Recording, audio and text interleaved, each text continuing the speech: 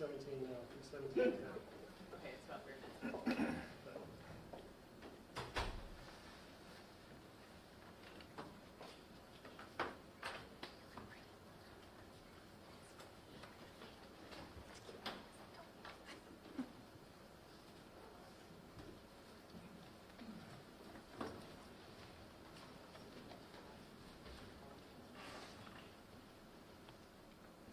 Good afternoon, everyone. I am Atlanta Mayor Andre Dickens, and I'm here along with my colleagues to talk about an incident that could have been tragic but was averted. So we're joined here by the COO of this city, our Chief of Police, as well as Captain Shapiro from Spiritual from Cartersville Police, as well as our FBI lead, Mr. Brown, as well as our we have Ricky Smith from Hartsfield-Jackson Atlanta International Airport. We are here to talk about an incident that occurred at Hartsfield-Jackson Atlanta International Airport that was averted today, thankfully. And Chief Sherbon will give you a lot of details about that incident. But in particular, 27 or more lives could have been lost today because an individual came into Hartsfield-Jackson and after being reported coming out of Cartersville, Georgia, that had mental challenges. This individual, thankfully, his family went to the Cartersville police and shared with them what was going on, and they alerted APD, and APD and the airport were aware, and this crisis was averted. But this individual did have a semi-automatic weapon, and this individual was mentally challenged. And when you have those combinations together, it can turn out to be deadly. People that are mentally challenged, and he happened to also have been a felon from a few years back. So he's a felon with a semi-automatic weapon, and he's got mental challenges, and he's approaching the world's busiest and most efficient airport. This crisis, we're thankful to God and to good information and good intel and good people for this crisis being averted. Just a few weeks ago, we dealt with the CDC shooting that occurred in this city, where another individual coming out of Kennesaw had a mental challenge and a high-powered weapon and ended up killing a DeKalb County police officer and striking the CDC, as well as striking fear into the communities around. We also had an individual just last year in Midtown that was also seeking mental help with his parents, but ended up causing loss of life in that regard as well.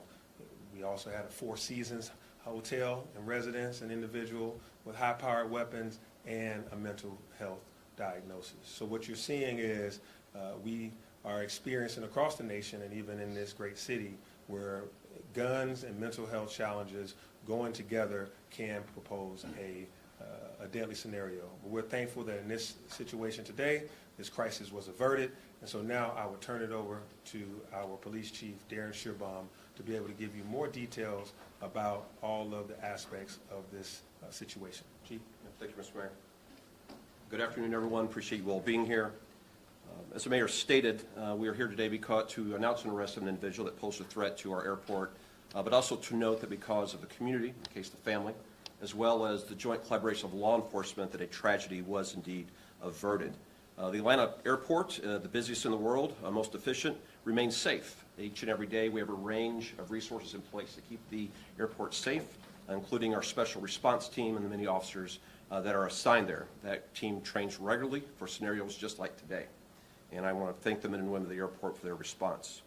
We have taken in custody and have under arrest a Billy Cagle, age 49, resident of Cartersville, Georgia. At approximately 9:40 this morning, the Atlanta Police Department was alerted by the Cartersville Police Department of a potential threat at the airport. Cartersville Police Department was alerted by the family of Mr. Cagle that he was streaming on social media, that he was headed to the airport, in their words, to shoot it up. And the family stated that he was in possession of an assault rifle. What we didn't know is that Mr. Cagle had already arrived at the airport. In fact, we know that he arrived at 9:29, going to the South Terminal, and that he entered the airport shortly thereafter at 9:31. At that time, we do not believe he was armed. He entered the South Domestic Terminal, And from video, we will show you he seemed to be very interested in the TSA check-in area, which you can see was heavily crowded with travelers.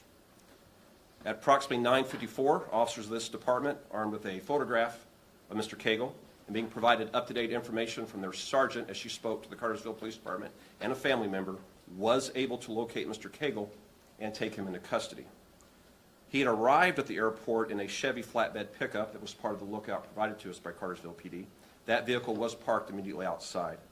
When we went to that vehicle, we found inside a Springfield AR-15 assault rifle, a 5.56 St. Victor model with 27 rounds of ammunition.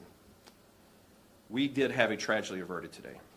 I, just a short while ago, spoke to 2 officers of this department and thanked them, because if it were not for Officer Gibson and Officer Banks, and if it were not for their Sergeant Jones that was providing them, I do believe that Mr. Cagle was headed back to his truck to retrieve it, and I do believe he was likely to use that weapon inside the crowded terminal that he had just seen. We are working closely with the District Attorney of Clayton County, District Attorney Mosley, and we have charged Mr. Cagle with a count of terroristic threats, criminal attempt to commit aggravated assaults, possession of a firearm in the commission of a felony, and possession of a firearm by a convicted felon.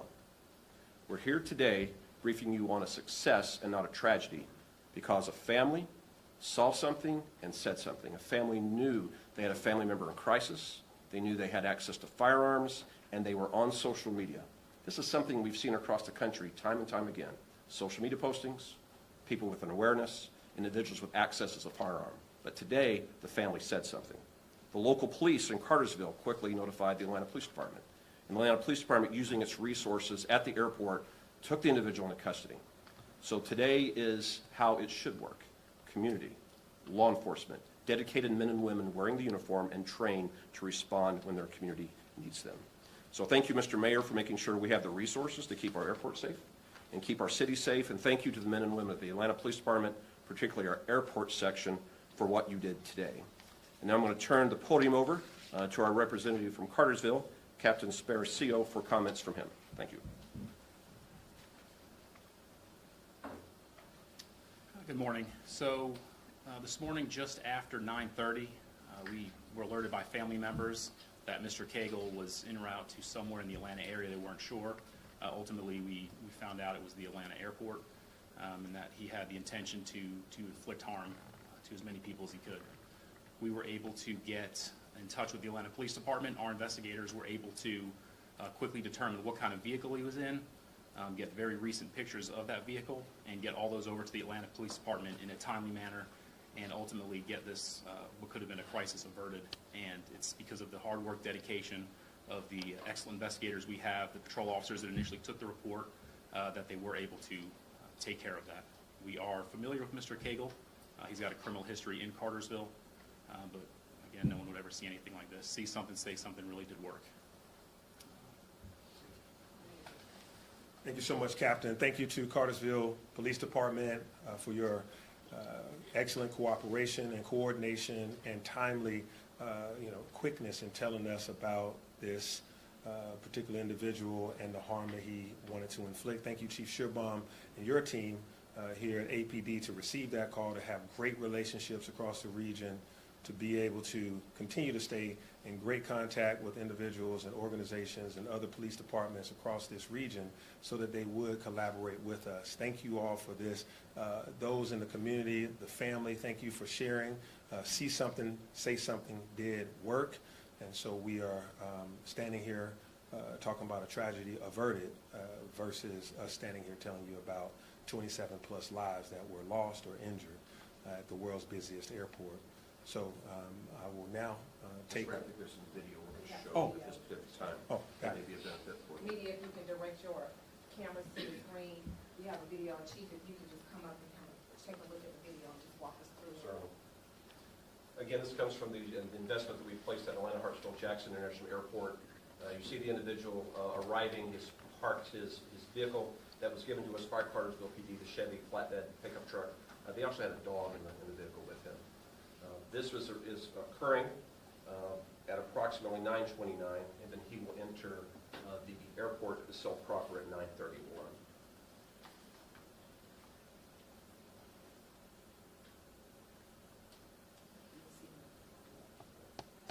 top left, you see him right here in the blue shirt. Right here. He will go into the TSA area. He has high interest in that area, and you'll see the number of travelers that are there that are preparing to depart. Our officers, armed with this photograph, are able to pick him out of that crowded area. They're able to take him into custody.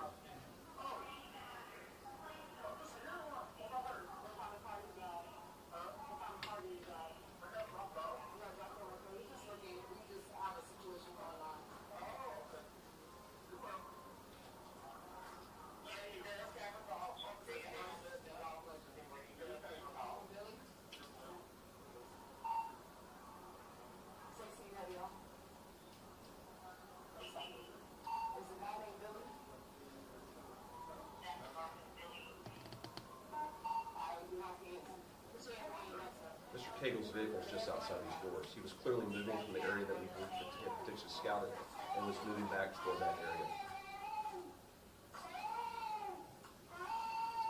Mr. Cagle was checked out by EMS. They determined he had no injuries, and he would be later be transported to his detention area. And then we're going to have next the weapon that is located inside the vehicle. Thank you, Director Spuds. The officers at this time are handcuffing him. Because of his size, and what you have in the description, they did require to use 2 sets of handcuffs to be able to properly secure him. Fortunately, there were no firearms on him at this time. His weapon is outside in his vehicle. What's his size? He's about 6'3", 320 pounds, 6'3". And again, this is Officer Banks and Officer Gibson there. This is the vehicle. Matched the description perfectly given by Cartersville PD. He had pulled up right to the south, a domestic terminal, parked here, would go down and go into another door. And then you'll see the officers approaching it, and then they'll recover the firearm, the semi-automatic assault rifle that he had with him. There were 27 rounds that could have been fired from this weapon inside the airport. And this is exactly why we're here today, to encourage citizens to do their part so they ever become aware, and again, acknowledge the family, acknowledge our partners at Cartersville Police Department for their work. Thank you, Captain. Mayor, at this time, we are ready for questions. All right, at this time, we are now ready for questions. What was Mr. Cagle's, We'll start over here, we'll start with Taisha, and we will move to my left. Taisha? So this question may be for Chief Shearbone, I'm not sure, but had he just went into the airport with the gun initially, how difficult would it have been to stop him if he didn't do that, look like a dry run, maybe to see where he was going to go? I don't want to go into the full capabilities that we have at the airport. We prepare for this very scenario. We tabletop for it.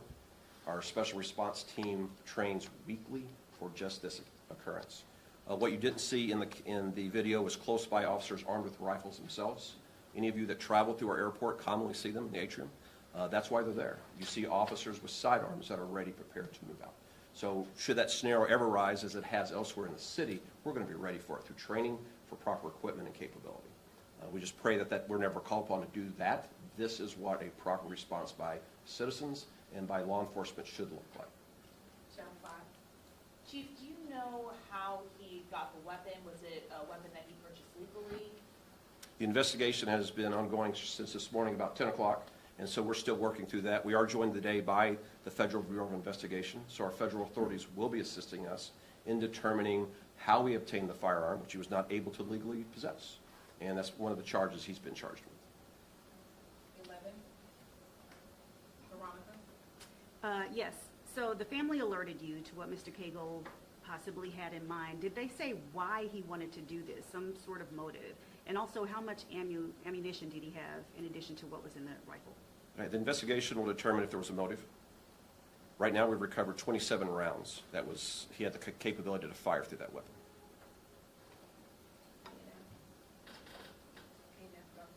You said there was a prior felony. What were his prior charges? We'll have that provided for you at a later time. Right now, I do not have that right in front of me. I do know there was a drug possession arrest that was pretty significant that occurred in Cartersville prior to this. CBS or ABC? Yes, Leandra Head here with CBS News Atlanta. What mental health challenges was he suffering from? I'm not going to provide that information. I will say this, mental health care is vital to a good society and preventing violent crime, and that the family was aware that there was a need there, reach out. We will hope the courts will take all that in consideration as they move forward, and I do not want to share that. I think a family was brave to step forward, and I want to commend the bravery of the family for what they've done today. So in the video that we saw, the guy goes around the Delta area of the South Terminal. Did he actually go towards the TSA area and look around there and, I guess, plan? Yes, sir. We have other video of him being in that space. Has the suspect spoken with investigators, and if so, what is he saying? Investigation is still ongoing. I cannot release any information that he may have given to our investigators. All right, we'll start back over. We'll start with you and work our way back down. Another question? Of course, you guys mentioned about the response time. How fast were it? We saw the officer with the phone, with the picture of the guy. How fast were you guys able to identify him and see him in the airport? Certainly, the timeline is we received the call at 9:40, and we had him in custody at 9:54. And as you can see, that was a very crowded area, and the officers, you can see in their hands, had the photograph. They were scouring the area. This is just one of two officers. We had officers all out the airport looking. And so I do want to commend them and just thank those officers for doing what Atlanta expected them to do on this Monday morning. CBS Atlanta. A&F, question? Veronica? Yeah, have you seen this live stream that Cagle was making at the time? I have not, ma'am. How did the family know he was going to ATL? He said he was. He told them. Yes, ma'am. All right, next question, Tanisha, and then we'll go to Channel 5. Chief, what happened when, so we were out there when we weren't quite sure what was happening, and the way the truck was positioned, he had ran over a cone, and then it was like, just a very odd position. What happened from the moment he parked that truck that way until, you all were in that video showing him? Yeah, so he parks at 9:29. He enters the South Terminal at 9:31. And then he is walking around the area. He goes to the TSA checkpoint area. He is scanning that area, and he's walking back to the truck, we believe, when the officers encounter him. Got it. And then that occurs at 9:54. Because I just know how on it officers are when you park right there, so I was just wondering, did anybody see him park his truck right there? Because it seems like there were 2 minutes where he was able to get lost. Right. Our priority was to find the person, ma'am, and that's what we did. All right, Cody, did you have a question? No, good, thanks. All right, 5. Well, I know the airport this morning, especially in that TSA agent lines were long, with the government shutdown. We're getting into holiday travel. There's going to be long lines at the TSA checkpoints. What do you want people to know in these situations to know that as they might have these backups, that they are safe? We protect the world's busiest but most efficient airport each and every day through many holidays, sporting events. We ensure the airport has the proper staffing. The mayor gives us the tools to make sure our police department has the equipment they need for a wide range of emergencies. So what we've done in the past, we're going to continue to do. We'll always strive for improvement where we need to. We can scale up the resources of the Atlanta Police Department as necessary. But the key to success, as it was today, is to see something, say something. While we have a number of police officers on this police department, what is out there at great capacity is law-abiding citizens, citizens that care, and citizens that want to be in a safe place. And if those citizens speak up, whether it's a family member, a friend, a neighbor, and say something's not right here, this is how we save lives as a society. Today is how it is supposed to work. AJC? I think I misheard you, but just to confirm, was there a dog also involved? There was a dog in that truck. We have got that. Animal has been turned back over to the family and is in good care and was not harmed at any point today. Family members there with him? He traveled there alone. Yes, sir. He traveled there alone. There wasn't a daughter or family member? No, we were communicating via phone. All right, thank you, everyone. If you need updated information, it will be posted on the Atlanta Police Department's website. Just visit the news section. Everything that you saw here is already up and posted. Please make reference to our website because all of the details are there, as well as the link to this press conference. Thank you all. Please make sure you direct those questions to APD.